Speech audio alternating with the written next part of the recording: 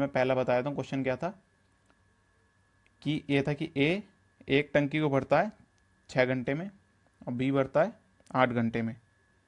तो एक सी है जो कि उस टंकी को 10 घंटे में भर देता है। तो पूछा था तीनों मिलकर उस टंकी को कितने टाइम में भर देंगे। तो ये क्वेश्चन था, इसके अंदर ईजी है, आपको इसका एलसीएम लेके निकाल देना। Normal basic time and work का क्वेश्चन है ये, पाइपिंग सिस्टम का। तो आपको इसमें कुछ ज़्यादा डिफिकल्टी नहीं होनी चाहिए। और जो डीआई थे, डीआई के 2-3 टाइप के डीआई क्वेश्चन आए थे। एक बार ग्राफ आ गया आपका, टेबुलर डीआई थी। तो इसके अंदर आपका ये नहीं है कि एक ही डीआई पे आपको क्वेश्चन पूछे हो, अलग अलग डीआई पे क्वेश्चन पूछे थे। तो आप पूरा डाटा को सॉल्व मत करने लगना, जो क्वेश्चन ने पूछा है उसी को सॉल्व करना बस खाली। और डीआई के क्वेश्चन भी जो दे रखे हैं वो ऐसे दे रखे हैं रैंडमली, की लगातार नहीं दे रखे कि एक क्वेश्चन पहला क्वेश्चन है तो उसके बाद 10वां क्वेश्चन डीआई का आ रहा है उसी डीआई का, फिर अगली जो डीआई आ रही है वो चेंज हो जा रही है। पहले जैसे कि हमारी ग्राफ बार ग्राफ आया था, तो अब टेबलर डीआई आई है 15वें में, उसका भी अगला क्वेश्चन जो है उस डीआई का वो 25वां है। तो इसलिए रैंडमली डाल रखे हैं क्वेश्चन, कोई सीरियल वाइज नहीं है कि लगातार क्वेश्चन आ रहे हो। तो इसलिए ये टिप है मेरी कि आपको करना है तो पूरी वैल्यू सॉल्व मत करना, जो क्वेश्चन में दे रखा है उसको ही निकालना है, उस खाली कोई टाइम वेस्ट होगा, क्योंकि एक दो क्वेश्चन दे रखे हैं डीआई के अकॉर्डिंग, बाकी डीआई चेंज हो जा रही है फिर। और जो हमारी सिंप्लीफिकेशन है, सिंप्लीफिकेशन बहुत लेंथी आ रही है, तो उसको आप अगर सिंप्लीफिकेशन में अच्छे हो तो कर लेना, नहीं तो उसको सबसे एंड में करना, क्योंकि वो टाइम टेकिंग है, बहुत लेंथी है सिंप्लीफिकेशन। स्क्रॉल भी करना पड़ रहा है, जो नीचे स्क्रॉल बार होता है उससे स्क्रॉल करके भी आगे जाना पड़ रहा है बच्चों को। तो इसलिए उसके अंदर भी आप क्या करना, उसको एंड में करना, या फिर अगर ईजी लग रही है तो पहले कर लेना। अब अगला क्वेश्चन बता देता हूँ आपको मैं, क्वेश्चन नंबर 2। इसके अंदर क्या था, एक रेक्टेंगल है P Q R S, P Q R S. इसके अंदर उन्होंने फिगर नहीं दे रखी थी, वो उन्होंने लिख रखा था, मैं बता देता हूँ क्या लिखा था। पी क्यू आर एस एक ट्रायंगल है, टी पॉइंट है पी क्यू पे, पी क्यू पे टी पॉइंट है, और ऐसे है कि वो आर टी क्यू एक आइसोसेलेस ट्रायंगल बना रहा है। आर टी क्यू ये जो है एक आइसोसेलेस ट्रायंगल बना रहा है। और पी टी जो है, पी टी वो क्यू टी के 5 गुना है। ये पी टी है ये 5 गुना है क्यू टी के। तो उसने पूछा है कि एरिया ऑफ ट्रायंगल जो है वो आर टी क्यू का, आर टी क्यू इसका यानी इसका ये हिस्सा, इसका है 12√3। तो एरिया रेक्टेंगल पूछा है पी क्यू आर एस का। तो ये क्वेश्चन आपने समझ लिया होगा, तो मैं इसको यहाँ बता दिया मैंने इसको। अब बाकी आप ये देख लेना, मैंने समझा दिया। अगर आपको नहीं समझ में आया क्वेश्चन, सॉल्यूशन चाहिए हो तो मेरे को कमेंट सेक्शन में लिख देना, मैं बता दूंगा। बाकी अगला क्वेश्चन है कि एक पर्सन 30 किलोमीटर डिस्टेंस ट्रैवल करता है, 30 किलोमीटर। उसने अभी 5-6 डिस्टेंस ट्रैवल करी है 3 घंटे में, 3 घंटे 20 मिनट में। तो उसकी स्पीड क्या है, इसकी 5-6 क्या होगी 25 किलोमीटर, और ने कितने में करी है 3 घंटे 20 मिनट में। तो आप इसको टाइम को मिनट में घंटे में कन्वर्ट करके, मतलब 3.2 को पॉइंट में कन्वर्ट करके 3 आवर 20 मिनट्स को इसको सॉल्व कर सकते हो, किलोमीटर पर आवर में आप निकाल सकते हो स्पीड इसकी। तो इसके अंदर कुछ था नहीं खास। बाकी अगला बता देता हूँ मैं। डीआई में इसके अंदर डिस्कस नहीं करूँगा, कि डीआई 2-3 थी तो याद भी नहीं थी बच्चों को एग्जैक्टली, बस बार ग्राफ आया और टेबलर आया, आपको ये ध्यान रखना है इसके अंदर। मैं अगला बता देता हूँ कि कोई आदमी था, नाम तो ध्यान नहीं उसका, उनने इन्वेस्ट करा है 1/4 अपना 5% पर एनम पे, और 2 साल के लिए करा उनने, 2 साल के लिए, 2 ईयर्स के लिए। और उसने 2/5 जो बाकी बचा है उसका 2/5 उसने करा है 6% पर एनम पे, वो भी 2 साल के लिए। और जो बाकी रेस्ट बचा है उसने 10% पर एनम पे करा है, वो भी 2 साल के लिए। तो उसका जो टोटल इंटरेस्ट रेट है वो 1674 है, 1674, 2 साल के अंदर जो ओवरऑल आया मिला उसको। तो पूछा है कि टोटल सम क्या था, प्रिंसिपल क्या था, ये पूछा है। तो उसके अंदर आप सारा निकाल सकते हो इंटरेस्ट रेट, फिर उसको इंटरेस्ट रेट के इक्वल रख देना, फिर 100% की वैल्यू निकाल देनी, ये था इसका। बाकी अगला बताया तो कि 10% डिस्काउंट देने पे, मार्क प्राइस पे 10% डिस्काउंट देने पे एक डीलर को 5% प्रॉफिट हो रहा है। मतलब मार्क प्राइस पे 10% डिस्काउंट देने पे प्रॉफिट कितना हो रहा है 5%। तो मार्क प्राइस बताना है अगर कॉस्ट प्राइस जो है वो 300 है। तो ये भी इजी क्वेश्चन है, इसको भी आप कर सकते हो। जो M P upon C P का जो फॉर्मूला होता है उसका, discount 100 minus discount 100 plus profit, उससे आप निकाल सकते हो इसको। और अगला क्वेश्चन बता देता हूँ आपको मैं। इसके अंदर ये दे रखा था इन्होंने कि ए बी सी है, पार्टनरशिप का क्वेश्चन है, ए बी और सी तीन है, ये पार्टनरशिप करते हैं, इनका कैपिटल किस रेशियो में, 3:4, 3:5 और 5:6 में। और इनका फिर टाइम दे रखा है कि ये 4 साल के लिए कर रहा है, ये 5 साल के लिए, ये 6 साल के लिए। और फिर इनका ओवरऑल एंड में दे रखा था 5,800 कुछ दे रखा है, 5,840 शायद ओवरऑल प्रॉफिट हुआ है। तो पूछा था ए का कितना प्रॉफिट है इसके अंदर, ए का शेयर कितना है। तो ये भी इजी क्वेश्चन था, कुछ इसके अंदर खास नहीं था। बाकी सिंप्लीफिकेशन बहुत लंबी थी, प्लस करके पूछ रखा था, चार्ट बताए थे एक बार में कैसी थी सिंप्लीफिकेशन भी थोड़ी।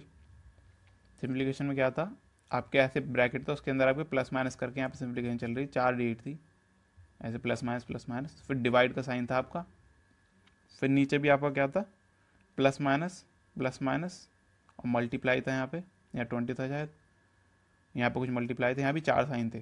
फिर इनको सॉल्व करके इक्वल्स टू में बताना था 43 डिवाइड बाय क्वेश्चन मार्क, तो ये बताना था उसकी वैल्यू आपको, मतलब एक्स था वो, एक्स की वैल्यू बतानी थी इसके अंदर क्या है।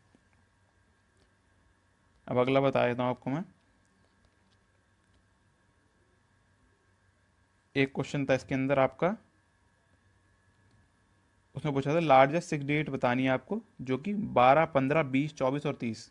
लार्जेस्ट 6 डिजिट नंबर बताना है आपको जो कि 12, 15, 20, 24 और 30 से डिवाइड होता हो, तो वो कौन सा होगा। तो ये भी आप कर सकते हो, इन सब का एलसीएम लेके लार्जेस्ट डिजिट से डिवाइड कर देना है, और फिर जो आएगा रिमाइंडर उसको माइनस कर देना लार्जेस्ट 6 डिजिट में से, वही आपका आंसर होगा। और एक डिविजिबिलिटी पे एक और था, ऐसे रखा था 3, 7, 8, शायद ये कुछ चेंज हो सकता है इसके अंदर, एक्स वाई जेड, ये वैल्यू चेंज हो सकती है, इसलिए ये पक्का नहीं है। इसने पूछा था 7, 11 और 13 से डिविजिबल है पूरी वैल्यू, तो पूछा था इसके अंदर ऐसी x plus Z minus x, ये पूछा था। तो इसके अंदर निकाल लोगे, 3, 7, 8 है तो ये भी 3, 7, 8 होगा। 7, 11, 13 में यही होता है, रिपीट होती है 3 वैल्यू। तो ये भी इजी क्वेश्चन था। आगे बता देता हूँ मैं। इसके अंदर कुछ ऐसा पूछा था, परसेंटेज से रिलेटेड कोई सिम्प्लीफिकेशन जैसी क्वेश्चन था कि 6% ऑफ 0.66 ऑफ 6 डिवाइड बाय 0.6, इसका पूछा था आंसर। तो ये आपको बताना था, ये भी इजी सा क्वेश्चन था सिंप्लीफिकेशन का। बाकी आपको बताया तो आगे में क्वेश्चन, एक था एक आर्टिकल को बेचा है 98,000 कुछ था वैल्यू, उस पर 3 कंजिक्यूटिव उन्होंने डिस्काउंट लगाए हैं, एक 5%, फिर 10% और फिर 15%। तो अब उसका डिस्काउंटेड प्राइस जो है वो क्या होगा, ये पूछा था इसके अंदर। ये भी इजी सा क्वेश्चन था। और इसके अंदर दे रखा था उन्होंने ट्रिग्नोमेट्री का, बताऊं तो आपको मैं ट्रिग्नोमेट्री क्वेश्चन बताया, साइन ब्रैकेट में 2 थीटा प्लस 5 थीटा, मतलब 7 थीटा ही हो गया ये, कॉस थीटा प्लस 16। तो थीटा की वैल्यू पूछी थी इसके अंदर, आप वैल्यू पुटिंग से भी निकाल सकते हो इसको, ज़्यादा मुश्किल नहीं है। और बाकी एक टाइम एंड वर्क पे और बता देता हूँ आपको क्वेश्चन में। इसके अंदर क्या था कि 5 लोग एक काम को 18 दिन में करते हैं, 5 मैन, और 7 घंटे काम करते हैं वो दिन में। तो ये बोला था कि 7 मैन उसी काम को 6 घंटे पर डे काम करें तो कितना दिन लग जाएंगे। तो ये भी इजी क्वेश्चन था टाइम एंड वर्क का। एक और बता देता हूँ कि किसी ने 100 किलो टी खरीदी, 100 किलो टी खरीदी, 100 kg, फिर उसको प्रॉफिट पे बेच दिया, तो उसने उसे ऐसे बेचा कि उसने 40% बेची है 60% के प्रॉफिट पे, 40 किलो सॉरी, और 60 किलो जो रेस्ट बेची है, मतलब वो बेची उन्होंने 30% लॉस पे। तो पूछा ओवरऑल इसको प्रॉफिट कितना हुआ, तो ये भी निकाल सकते हो आप। इसके अंदर मैं एक और बताया था, ट्रायंगल का क्वेश्चन क्या आया था आपको। ट्रायंगल के अंदर क्या आया था आपका, बी ए सी है, ए बी सी जो आपका एक ट्रायंगल है, उसमें बी ए सी की वैल्यू दे रखी थी 90, मतलब ये बी ए सी, ये बी ए सी, ये 90 है, तो इसको हम 90 मान लीजिए, राइट एंगल ट्रायंगल। इसमें बी सी की वैल्यू 25 थी, और पूछी थी कि मीडियन जो है ए डी मीडियन है, उसकी लेंथ क्या होगी, तो ये पूछा हुआ था इसके अंदर। राइट एंगल ट्रायंगल का ईजी होता है, आपको पता होना चाहिए। और का क्वेश्चन था, उसके अंदर क्या था, एक ट्रैपेजिज्म का क्वेश्चन था, वही बताया था आपको मैं। एक ट्रैपेजिज्म के क्वेश्चन में क्या था, एक ट्रैपेजिज्म दे रखा था आपको, उसकी दो पैरेलल साइड थी, जो पैरेलल साइड है उसमें वैल्यू दे रखी थी, ये 13 थी और ये 27 थी, और उसमें जो हाइट है वो बता रखी थी 8 है। तो पूछा था कि क्या इसका एरिया होगा, तो इजी क्वेश्चन है ये, तो इजीली निकल जाएगा, इसमें कुछ बड़ी बात नहीं थी। बाकी मैथ्स के इतना ही है। अब मैं आगे बता देता हूँ आपको रीजनिंग का। रीजनिंग के अंदर भी क्या 50 क्वेश्चन थे आपके, जो कि टाइम टेकिंग थे, क्योंकि रीजनिंग आपको एग्जॉस्ट कर सकती है। रीजनिंग के अंदर मैं बता दूँ आपको क्या क्या आपको मतलब लेट करना है, कि जो चीज़ छोड़ देनी है। जो आपकी नॉन वर्बल रीजनिंग है, जो कि आपके जैसे कि मिरर इमेज, तो एक बारी को हो भी जाता है, जैसे मिरर इमेज होता है आपका, वो हो जाता है। मगर जो कई बार ऐसे आ जाता है इसके अंदर आपका, ऐसे है यहाँ पे एक कोई वो दे दिया सर्कल, यहाँ पे आपका स्टार दे दिया, यहाँ पे आपका स्क्वायर दे दिया, और फिर ये शिफ्ट हो रहे होते हैं, तो ये थोड़ा आपके टाइम कंज्यूमिंग हो सकते हैं। और जो आपका क्लासिफिकेशन है वो आपको थोड़ा ट्रिकी आ रहा है, और कोडिंग डिकोडिंग जो है वो ट्रिकी आ रहा है। बाकी सब आपका ईजी है, आप कर सकते हो। ब्लड रिलेशन भी ईजी है आपका, डाइस वाले भी एक दो क्वेश्चन है वो भी ईजी है। अपोजिट फेस पूछ रखा है, वो बता सकते हो आप। ओपन डाइस नहीं आया इसमें, अपोजिट फेस का पूछने वाला है, तो वो इसके अंदर ईजी है। ओवरऑल रीजनिंग ईजी लगी मुझे as compare to math. Math में ईजी क्वेश्चन मैंने सारे डिस्कस कर लिए हैं, मुश्किल क्वेश्चन बच्चों को याद नहीं रहते, लेंथी थे, तो बाकी ये क्वेश्चन आएंगे। और मैं इंग्लिश का बता दूं आपको, इंग्लिश के अंदर शुरुआत में क्या मिला है बच्चों को देखने को, वैसे चेंज होता है ऑर्डर तो, मगर क्या मिला है, एक कॉम्प्रिहेंशन मिला है। कॉम्प्रिहेंशन मतलब क्लोज टेस्ट एक तरीके से। उसके अंदर क्या दे रखे हैं कि एक पैराग्राफ के अंदर ही फिल इन द ब्लैंक्स दे रखे हैं, फिर 2 है, फिर ऐसे 3 है, फिर 4 है, 5 ब्लैंक दे रखे हैं, उन ब्लैंक को फिल करना है सूटेबल वर्ड के साथ। तो ये था इसके अंदर। और एक पैसेज था, पैसेज था अराउंड आपका 150 से 200 वर्ड का, लंबा पैसेज था, तो उसको बाद में करिए अगर आप पे टाइम हो तो, क्योंकि टाइम कंज्यूमिंग था, वो ले जाएगा आपके 10 मिनट तो इसलिए आपकी रीडिंग स्लो है तो 10 मिनट ले जाएगा, इसलिए आप उसको बाद में करने की सोचना।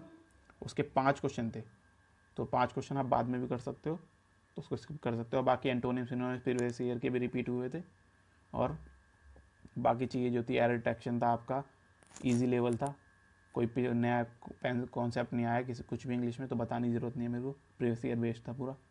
बाकी हम बात कर लेते हैं जनरल नॉलेज की। इसके अंदर जो 50 क्वेश्चन थे, 50 क्वेश्चन में से अराउंड 15 क्वेश्चन होंगे, 15 से 20 क्वेश्चन जो कि करंट अफेयर से रिलेटेड थे। करंट अफेयर नहीं थी वो, करंट अफेयर से रिलेटेड थे। अब उन्हें हम डायरेक्ट करंट अफेयर नहीं कह सकते, क्योंकि वो करंट से रिलेटेड थे। जैसे कि राफेल नडाल है, राफेल नडाल का ये ना पूछ के कि उन्होंने कौन सा ओपन जीता है, जैसे यूएस ओपन जीता है, ये जी पूछ लिया कौन से साल में उसने पहला यूएस ओपन जीता था। तो उसने ऐसे क्वेश्चन पूछ लिए जो कि आपको स्टैटिक का होता है, मगर वो करंट से रिलेटेड पर्सन है, तो ऐसे क्वेश्चन ज़्यादा थे। और जो भी करंट अफेयर से रिलेटेड क्वेश्चन थे वो थे आपके 6 से 8 मंथ पुराने, तो ये आपको 6 से 8 मंथ पुराने करके जाने हैं करंट अफेयर। और बाकी स्टैटिक में आपके हिस्ट्री से क्वेश्चन थे, पॉलिटी से क्वेश्चन थे, कॉन्स्टिट्यूशन से क्वेश्चन थे आपके, ज्योग्राफी से क्वेश्चन थे, साइंस से थे आपके 5 से 6 क्वेश्चन साइंस से, जिसके अंदर आपकी बायो थी, बायो के क्वेश्चन ज़्यादा थे आपके साइंस में as compare to physics chemistry. तो इसलिए आपको ये सब का तैयारी करके जानी है। बाकी मैंने ये सब कुछ बता दिया वीडियो के अंदर। अगर आपको वीडियो में कुछ मिस लग रहा है तो बता देना, मैं गोल्ड अटेम्प्ट और बताया था उस वीडियो के अंदर। आपके overall paper easy to moderate रहा है, क्योंकि आपकी जो जीके मॉडरेट रही है, जीके मॉडरेट थी आपकी, मैथ्स भी आपकी मॉडरेट थी। रीजनिंग कह सकते हैं हम इंग्लिश, रीजनिंग और इंग्लिश जो आपके इजी सेक्शन थे, ये दोनों इजी सेक्शन थे आपके, और बाकी सब आपका मॉडरेट था। तो overall paper easy to moderate रहा है आपका। मैं आपके अटैम्प्ट बता दूं, ओवरऑल 200 में से कितने अटैम्प्ट होने चाहिए, कि आप कट ऑफ क्वालिफाई करने की बात नहीं है यहाँ पे आपकी, कि आप मेंस के लिए मतलब दे पाए पेपर की, मेंस में आप सही स्कोर कर पाए तो आपका सिलेक्शन हो जाए, क्योंकि कट ऑफ तो इस बार 100 गई थी पिछली बार, तो बच्चों के 102 103 नंबर भी थे, तो उनको पेपर तो देने को मिल जाएगा मेंस फिजिकल क्लियर करने के बाद, मगर उनका सिलेक्शन नहीं होगा फाइनल। तो कट ऑफ से अगर ऊपर नंबर चाहिए आपको अच्छे, तो अराउंड आपको 140 प्लस तो क्वेश्चन करके ही आने हैं इसके अंदर, जब जाके आपके शॉर्ट चांस होंगे कि मेंस में आप अच्छा परफॉर्म करोगे, एवरेज भी परफॉर्म करोगे तो आपके सिलेक्शन पक्का है, अगर आपका फिजिकल क्लियर हो जाए तो इस वीडियो के अंदर इतना ही। अगर आपको वीडियो पसंद आए तो वीडियो को लाइक कीजिए, शेयर कीजिए और चैनल को सब्सक्राइब कीजिए, और आगे आने वाले एनालिसिस भी देखने के लिए एसएससी के सीपीयू के, तो इस चैनल को सब्सक्राइब कर लीजिए। थैंक यू आपका